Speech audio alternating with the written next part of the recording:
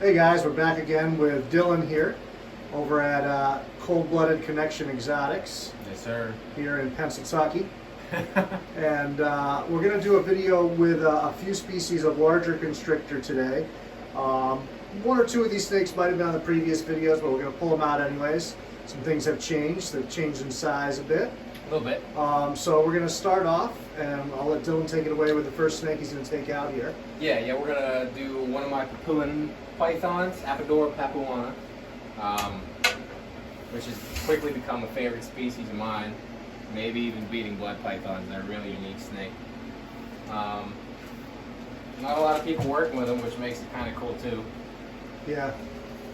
Plus a lot of people that try don't really do too well. Nope, they have a bad habit of eating each other because they are cannibalistic snakes. Yeah. And generally they're pretty laid back. Obviously these are all imports. All mine are wild caught.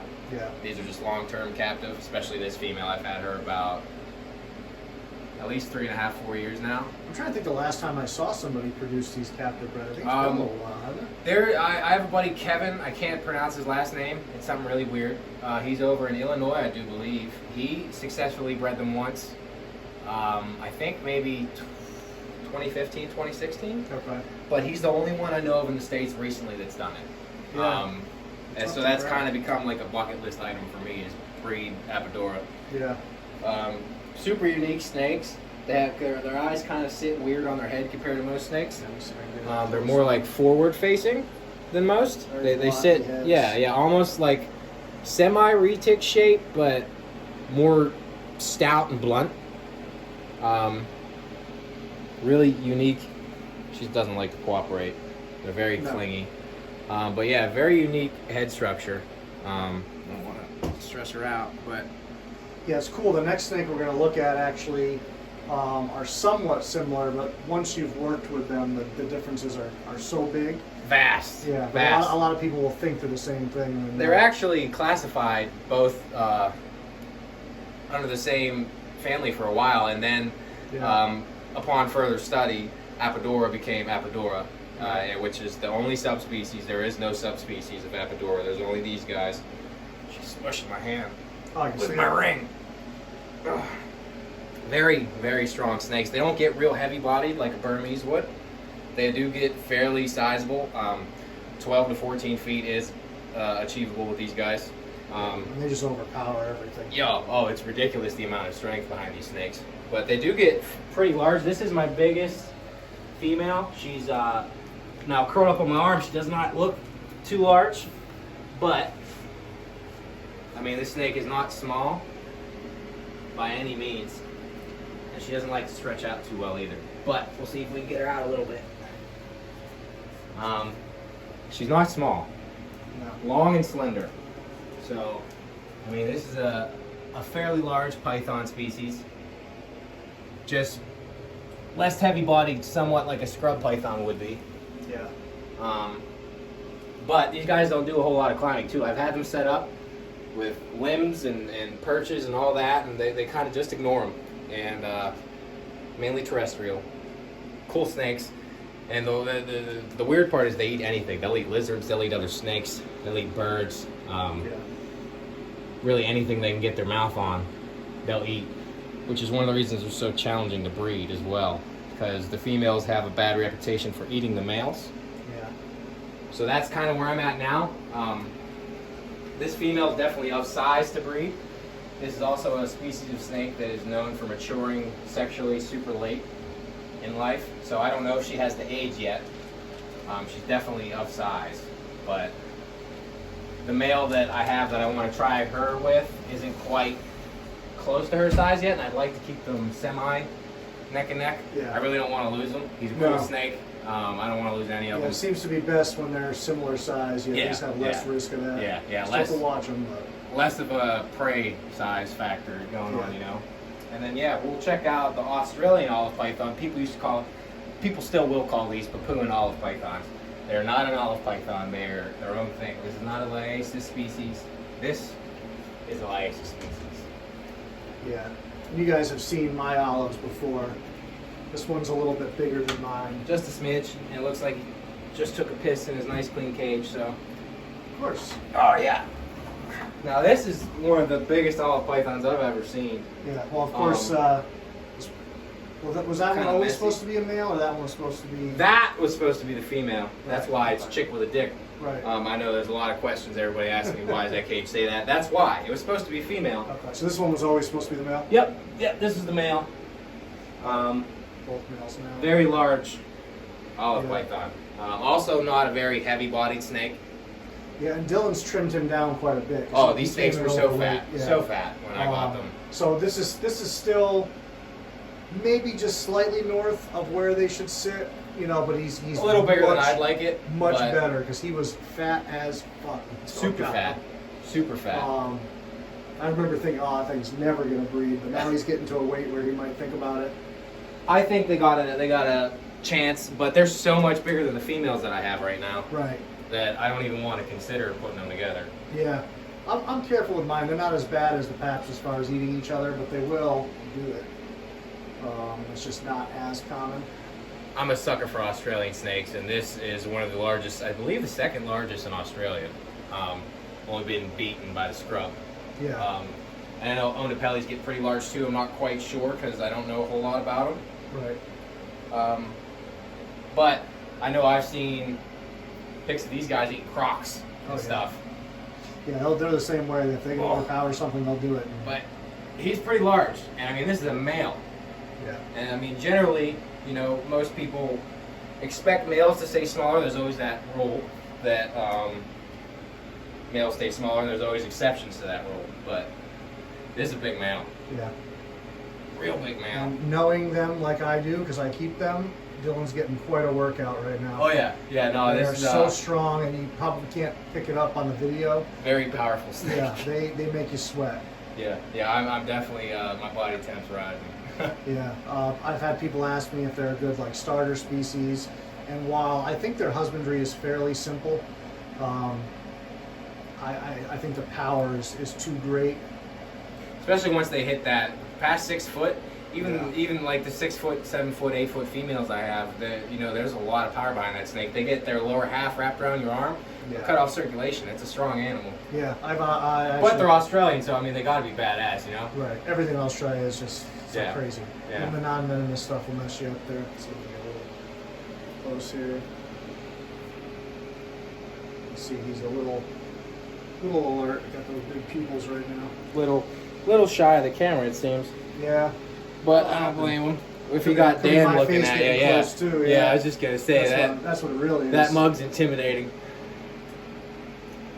Yeah, they're definitely cool snakes. I just think people want to get a little bit of experience before messing with them. I would agree. A lot of Australian stuff. You know, they're even like children's pythons and stuff like that. They're good for like more inexperienced people, but children's pythons are also generally pretty they'll bite taggy. the shit. Yeah, they're a little. Australian stuff has no issue with letting you know it is not happy. Yeah, I mean, it's just such an unforgiving land. Everything's kind of evolved over time to just, you know, switch sides with you be here. a badass. Yeah. You know, we'll go over here now. Get a drink. It's hot down here. Yeah, it's a little warm. I don't know what I did with my water. I thought I brought it down, but I had no idea what I did. Pennsylvania Marburger. Get you some if you're in this area. It's amazing. So I have a lot of Burmese pythons, but we're gonna go with the wild type. Well, as wild type as I have, at least. Thank you, Dan. Mm-hmm. This is a double head caramel green. She can be a little testy sometimes, but generally she's pretty good. She's gonna be loud and vocal either way. Yeah, we figured she was a good one to show off in this video because she's not as close to a wild type as he has. Yeah, and since, you know, we're going with the Paps that don't have any morphs, and the olives have the albino, but I don't have them, and honestly I like the normals better. Still want albino, but yeah, this is not quite what you'd see in the wild, but pretty close.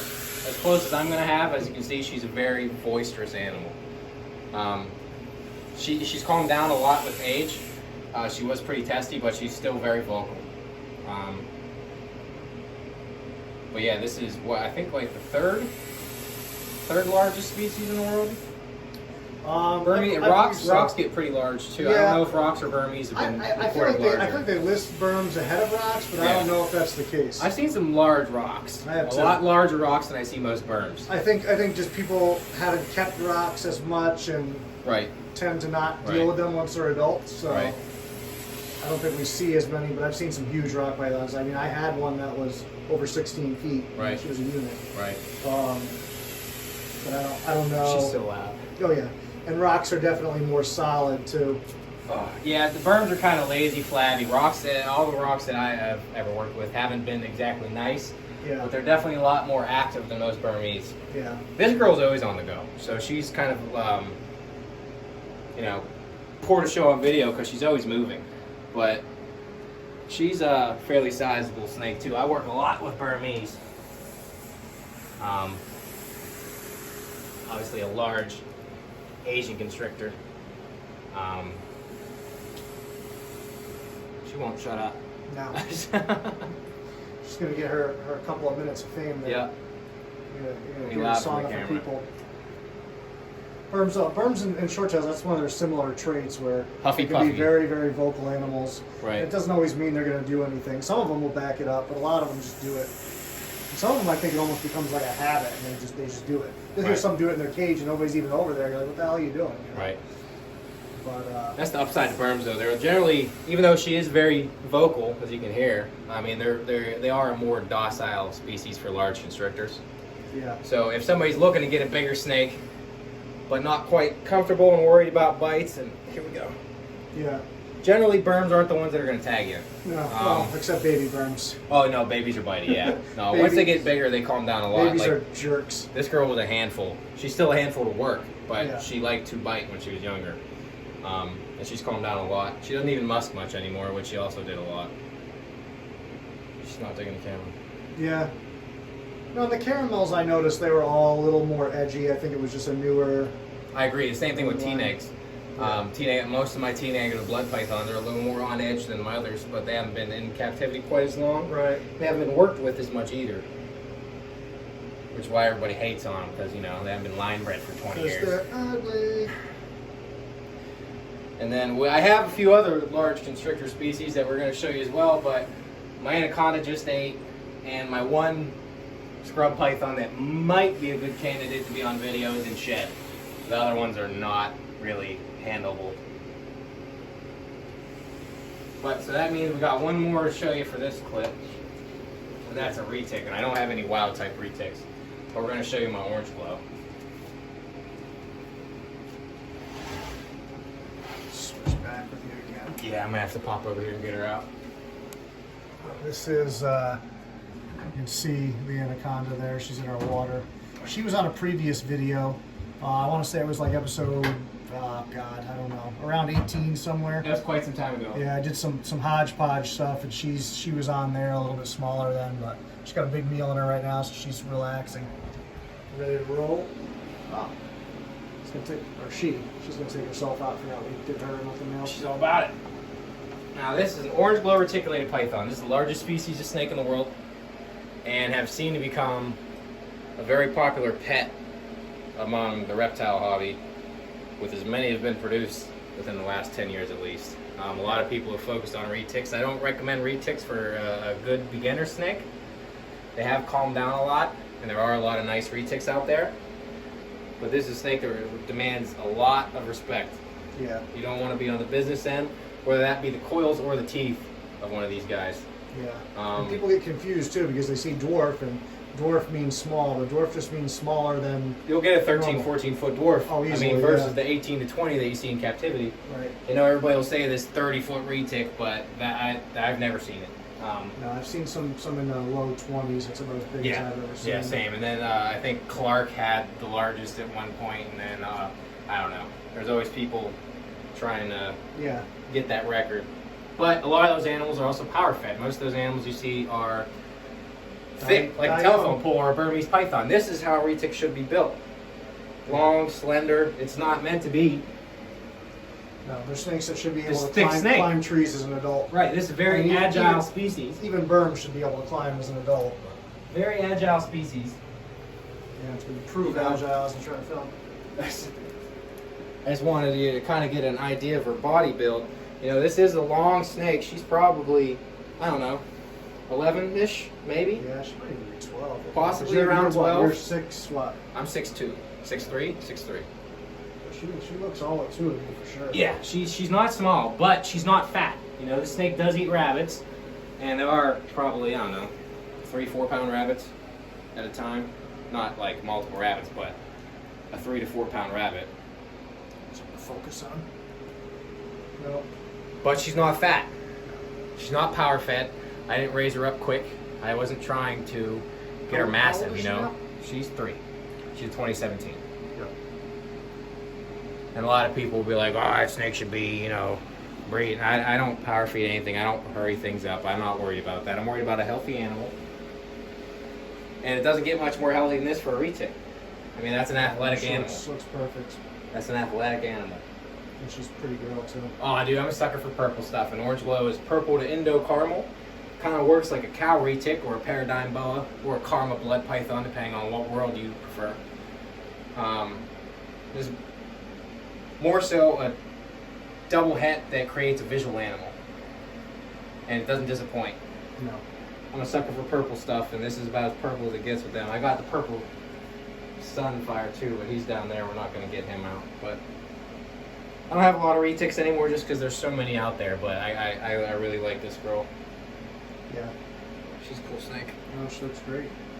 All right, guys. So we're gonna end that here with those, and then we're gonna shoot some more stuff. So we will see you soon. Make sure you follow Dillon on social media. I'll post links to stuff on there. You can see all his stuff. He has a really, really diverse collection. So there's a lot of stuff that's A little here bit of everything. for sure.